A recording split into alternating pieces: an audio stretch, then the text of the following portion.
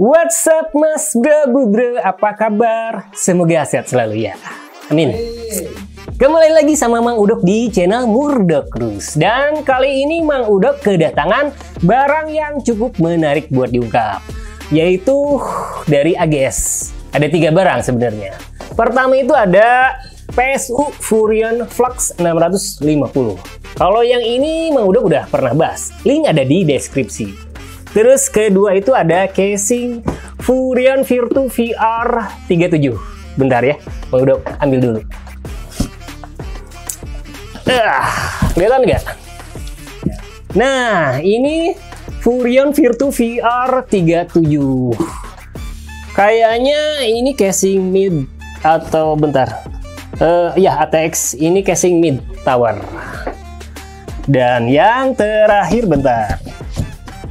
Dan yang terakhir itu ada IO Liquid Cooler dari Sagatech. Serinya itu Killer X240. Nah, cocok tuh buat rakit PC. Cuma sayang Mang Udok lagi nunggu barang pelengkap lain. Kayak motherboard, terus prosesor, dan sebagainya. Jadi buat kali ini, Mang Udok mau bahas dulu yang Killer X240 dari Sagatech. Cukup menarik nih buat diungkap. Jadi, pantengin terus video ini, oke? Selamat datang di channel Murdok Cruise.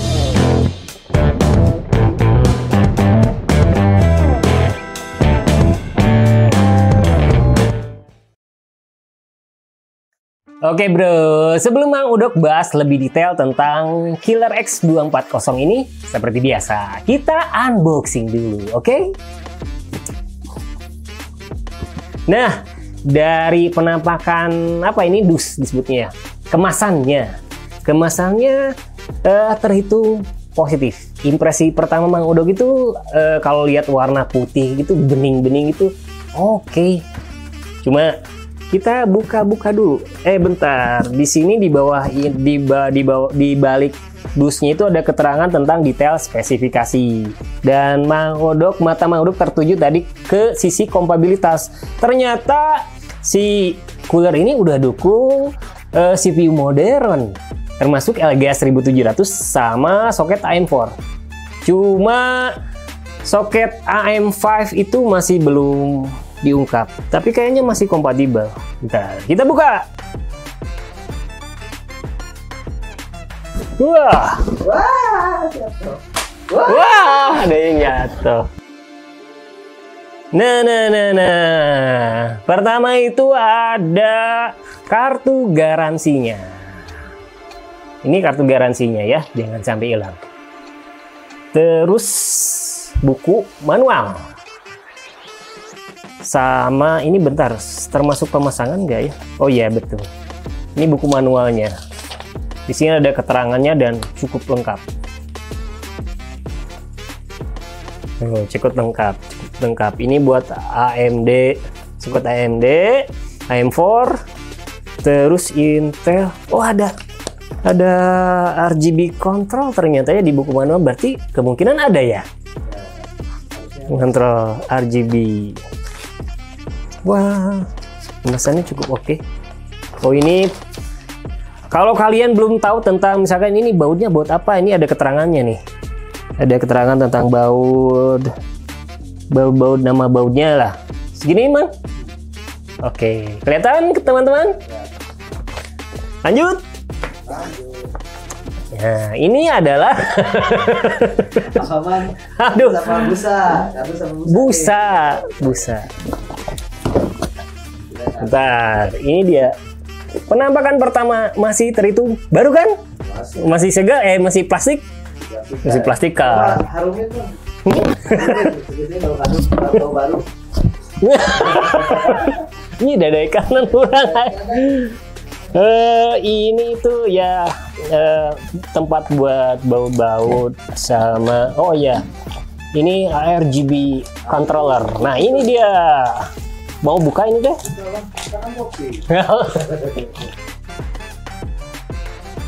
Pertama ini remote-nya nih.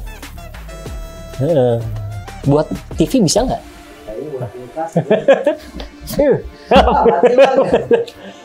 Terus ini, ini apa? Oh ini perekatnya. kelihatan? Ya, lekatnya. Oh, berarti nggak pakai magnet atau ya masih manual ternyata ya. Nah, ini RGB controllernya. Warnanya putih. Dulu Mang Udok sempat pernah bahas yang Aquarius yang 360 itu tuh. Ada pengontrolnya juga ya?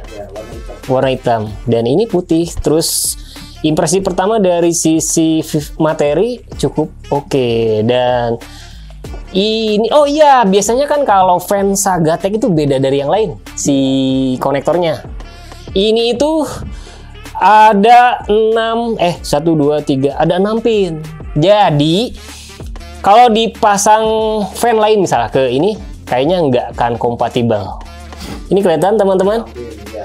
Ini itu jadi satu paket buat RGB sama yang muter-muter itu disebut apa sih? Kipas. Itu kedua ada berapa tuh, Mang? Ya, si jumlahnya itu buat fan itu 1 2 3 4 5 6 7 8. Jadi bisa 8 fan sekaligus. 8 fan. Cuma sayang mungkin ini kompatibilitasnya terbatas, nggak khusus buat fan Sagatek aja. Soalnya kan ya kalau yang lain enggak ya, ya. Cuma Sagatek aja yang beda. Nah, ini itu pin buat RGB langsung ke motherboard. Tuh kan, dari ininya mungkin sama, tapi dari sini beda. Kelihatan nggak? Nanti bisa detailing lah. Lanjut. Masih di dus ini komponen pelengkap kayak bracket, terus baut-bautnya. Nah, ini kelihatan nggak? Ini buat Intel LGA 1200 generasi ke-11 ke bawah lah, sama 115X, berarti 1151 dan sebelumnya. Terus ini pengunci buat soket AM4. Terus ini nggak ada keterangannya, nanti bisa dilihat di di buku manual. Ini apa sih namanya, bracket atau backplate itu di bagian belakang. Ini kan motherboard, ini bracketnya. Nggak tahu ini buat Intel kayaknya Intel, bentar. Kayaknya AMD biasanya kalau gini. Sama pasta. Ini pastanya cuma segininya. Ya, bonus lah kalau pasta mah. Nggak bisa dikomplain. Terus ini backplate. Oh, ini satu paket kayaknya buat Intel. Oh iya, cuma buat Intel aja. Jadi kemungkinan buat AM4 itu pakai backplate bawaan motherboard. Nah, ini buat LGA yang 2011 2000XX lah. Berarti ada kemungkinan sama yang terbaru juga bisa. Terus ini baut-baut buat pengunci dan pelengkap pasang IO liquid cooler. Dan yang terakhir, nah ini pengunci buat soket LGA 1700. Jadi yang 1200 sama 1700 dibedain. Jangan sampai hilang ya, soalnya ternyata dibatas cuma 4. Kalau misalnya ini hilang, susah, asli susah bro, susah nyarinya. Kalau mau beli lagi berarti harus beli satu paketnya sama IO-nya. Oke, sebelum radiator sama pompa, ini fan-nya dulu kita. Nah, fan-nya oke, cukup menarik. Impresi pertama, finishing warna apik, materi juga terhitung positif. Meskipun kalau performa mungkin relatif, Mang Udok belum tahu pasti. Cuma si warna putihnya itu nggak white banget, bro. Jadi Mang Udok udah sering lihat kan warna-warna fan, dan ini itu lebih ke kayak ke abu gitulah, putih abu, nggak putih banget gitu. Tuh, si bagian ininya nih, kelihatan nggak? Nah, jadi nggak putih banget. Cuma ini ada buat peredamnya. Peredamnya warna abu ya. Warna abu. Ini jelas abu. Tapi udah oke, udah ada peredamnya. Berarti kan setidaknya si Sagatek udah ngelihat bisa ngurangi kebisingan. Terus ini pinnya itu ya beda dari yang lain, bukan PWM, tapi ini atau nggak dipisah, tapi satu paket. Nah, kelebihannya itu nggak banyak nyolok-nyoloknya, bisa dicolok gitu kan? Langsung colok. Langsung colok ya? Nggak, ini cuma satu, jadi mudah lah. Coba dites. Bentar, mau udah tes. Tuh, ini cuma langsung nyolok. Langsung colok. Langsung ke sini. Tuh, cuma ini aja. Udah sepaket RGB-nya nyala, fan-nya juga muter. Ya, tapi fan-nya berarti harus Sagatek juga ya? Harus Sagatek juga. Menambah. Jadi kalau misal ini hilang misalkan, di Momo kan nggak ada. Susah kan? Fan-nya ada dua. Ini ukurannya by the way 120 mm, 12 cm. Nah, ini main show-nya nih. Kosong? Biar ada gimana? Radiator sama pompa, terus si selangnya apik, cukup menawan, terus finishingnya rapih, dan si bagian radiator juga ya standar lah, standar AIO 240 yang nggak premium banget tapi udah masuk kategori oke, menurut Mang Udok pribadi. Terus ini pompanya, dulu yang Sagatek sebelumnya ya, Sagatek itu kan ada ininya juga. Ini kayaknya ada logonya nggak? Yang nyala cuma logonya aja. Coba kalau kedepannya bisa ada apa Mang?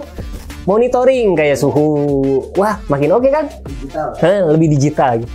Terus buat konektornya, interface-nya itu ini buat ini bukan PWM tapi standar DC yang buat power.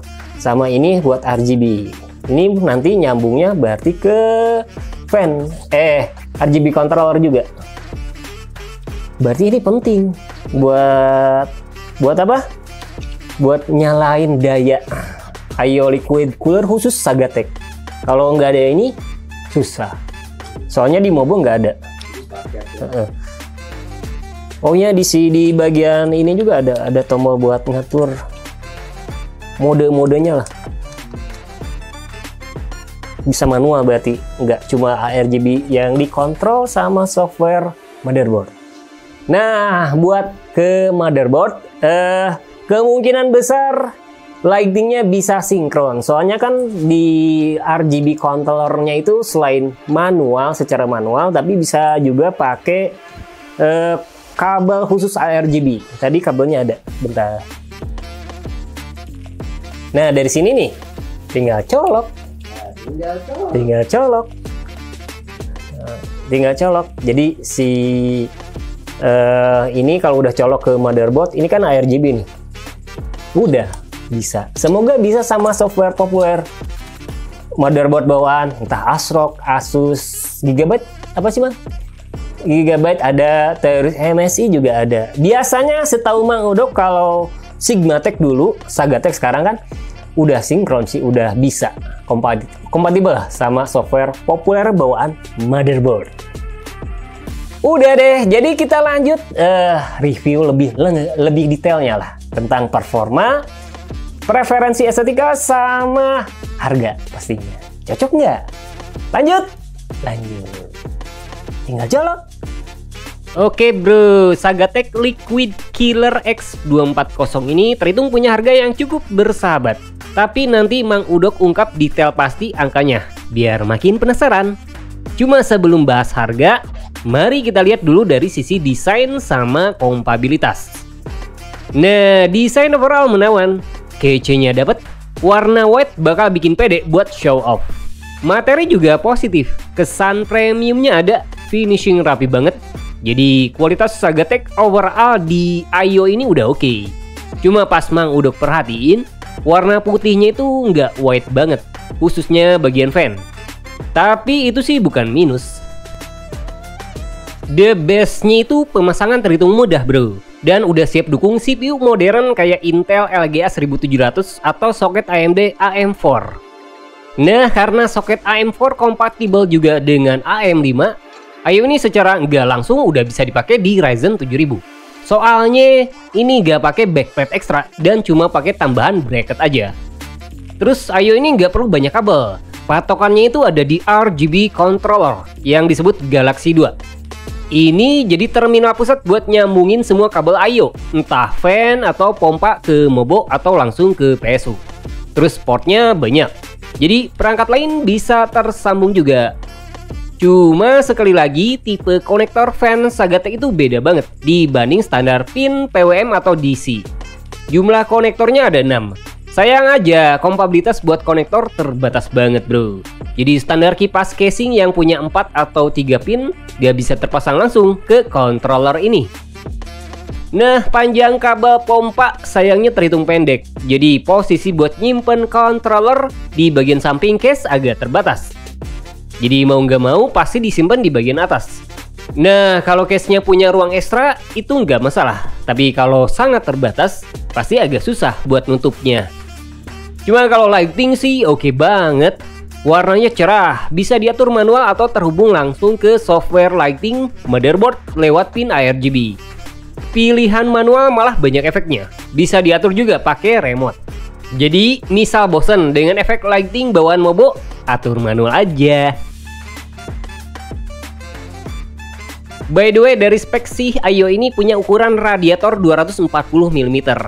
Dimensi panjangnya sekitar 27 cm dan tebal sekitar 2,7 cm. Kalau tebal pas udah dipasang kipas itu sekitar 5,2 cm. Jadi nggak bakal ngabisin ruang juga sih. Kalau panjang soft tube sekitar 38 cm.